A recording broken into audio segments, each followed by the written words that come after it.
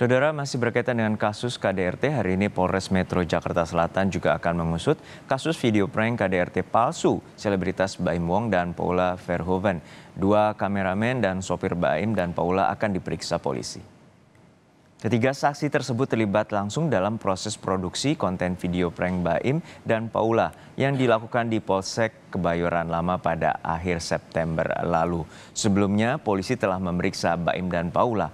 Mereka mengaku atas konten prank tersebut bertujuan untuk mengedukasi masyarakat terkait pelayanan Polri dalam menerima pengaduan masyarakat.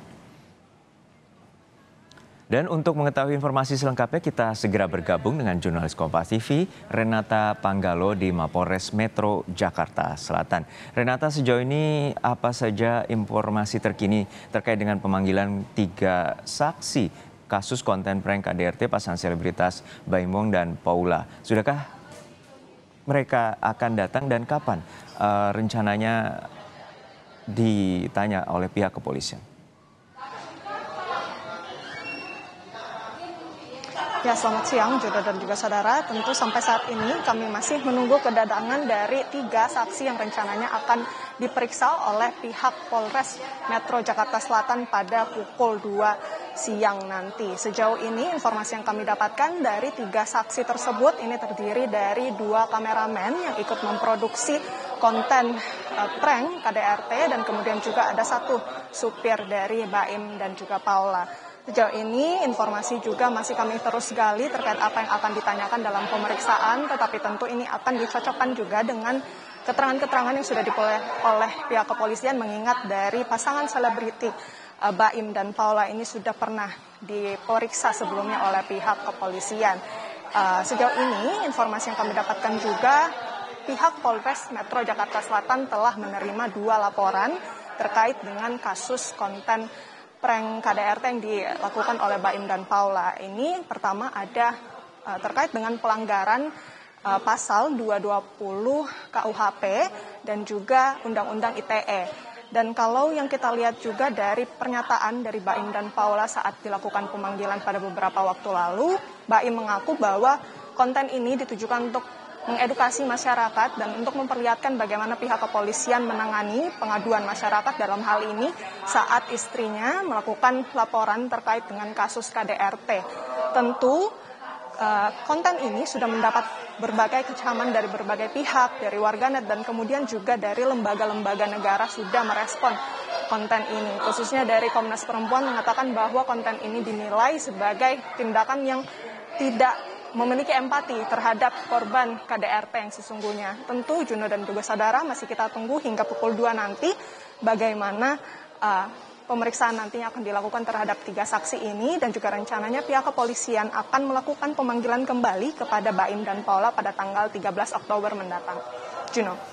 Ya, Renata, masih juga terkait dengan kasus KDRT yang juga masih dalam pengusutan pihak kepolisian dan masuk dalam tahap penyidikan. Ya, ini KDRT selebritas Lesti Kejora. Lalu hingga saat ini apa saja yang telah didalami oleh pihak kepolisian dan siapa saja yang telah diperiksa oleh pihak kepolisian?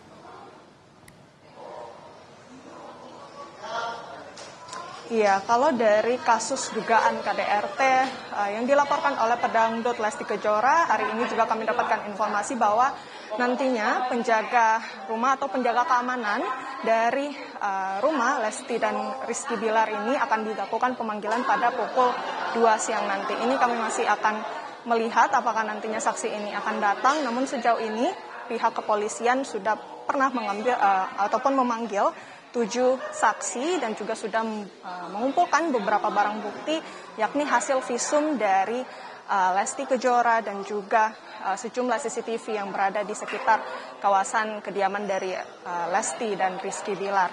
Dan kalau yang bisa kami sampaikan juga ini saksi-saksinya beragam yang sudah pernah diperiksa oleh pihak kepolisian. Ada Lesti Kejora sendiri, kemudian dari orang tuanya, kemudian juga ada asisten rumah tangga dan juga karyawan dari Leslar Entertainment. Tentu dalam pemeriksaan pada hari ini terhadap security atau petugas keamanan akan dicocokkan keterangan-keterangan dari berbagai saksi yang sudah diperiksa, kemudian juga dari barang bukti yang sudah dikumpulkan. Ada hasil visum tadi yang saya sudah sebutkan yang menemukan adanya sejumlah luka lebam pada bagian tubuh dari Lesti Kejora, salah satunya di leher dan juga terdapat gangguan fungsi di bagian leher dari Lesti Kejora. Ini nantinya juga yang akan ditanyakan oleh pihak kepolisian tentunya. Dan sampai saat ini masih kita tunggu dan rencananya pihak kepolisian akan melakukan ataupun merilis statement resmi sebelum dilakukannya pemeriksaan. Dan kalau yang bisa kita sampaikan juga, Juno dan juga saudara, terkait progres dari kasus ini, pihak kepolisian sudah menaikkan status dari kasus ini menjadi penyidikan. Namun memang Rizky Bilar sendiri ini belum ditetapkan sebagai tersangka karena dirinya mangkir dari pemeriksaan pada minggu lalu. Dan ini sudah dijadwalkan kembali pemeriksaan pada tanggal 13 Oktober mendatang. Dan tentu ini akan meningkatkan peluang bagi pihak kepolisian untuk segera menetapkan Rizky Bilar sebagai tersangka dari kasus dugaan KDRT yang dilaporkan oleh istrinya sekaligus pedangdut Lesti Kejora. Oleh karena itu masih kita tunggu nantinya bagaimana kasus ini akan bergulir. Juno. Terima kasih atas laporan lengkap Anda, rekan Renata Panggalo dari Mapolres Metro Jakarta Selatan. Dan saudara, kasus video berkonten prank KDRT palsu pasangan selebritas Baim Wong dan Paula Verhoeven terus bergulir. Penyelidikan berlanjut meski Baim Wong berkilah konten itu dibuat untuk mengedukasi masyarakat.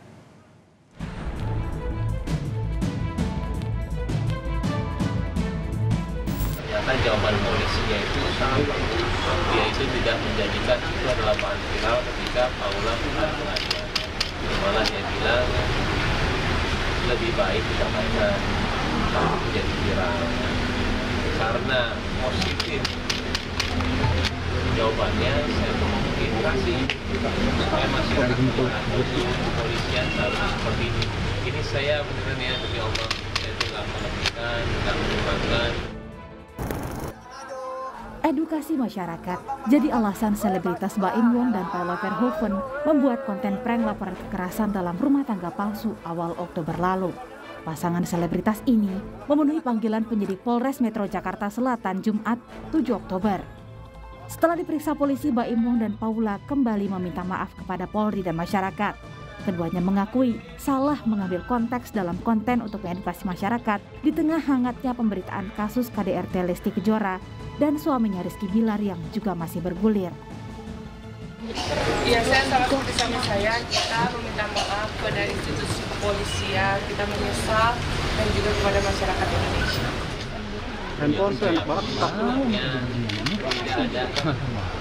pak gue dari belakang handphonenya. Menjelekan, apalagi tidak menghargai, apalagi merendahkan institusi kepolisian. Sekali lagi saya minta maaf ya buat institusi kepolisian. Bukan, saya suami saya DRT, makanya saya mau bikin pelaporannya di mana ya Pak? Baim Wong dan istri dilaporkan ke Polres Jakarta Selatan karena dinilai melecehkan institusi Polri dengan membuat konten prank KDRT. Tak hanya satu, ada dua pelapor yang melaporkan keduanya ke polisi. Baim dan Paula dikenai pasal 220 KUHP tentang laporan palsu dan Undang-Undang ITE. Jadi ancaman hukuman yang kita terapkan ya, yang sudah dilaporkan oleh masyarakat ke Polres Jakarta Selatan yaitu 220 KUHP, ancamannya 1 tahun 4 bulan.